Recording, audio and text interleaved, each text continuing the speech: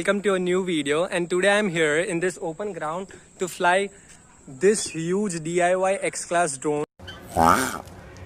Which I've made from simple hardware materials available in normal hardware markets. And this is the first time I'm going to fly this drone. And if it flies very well, then I'm also going to try to flip this drone in the air. So please make sure you watch the video till the end. And if you're new to this channel, then please make sure that you subscribe to my channel, because there are many interesting aeronautics related videos coming in future. So make sure you hit the like button to the video and subscribe to my channel. Thank you. So as we are flying this drone for the first time, I would like to advise that you just try to hover it and just check all the movements of the drone, like it is pitching in the right direction, it is rolling in the right direction, your yaw is perfect.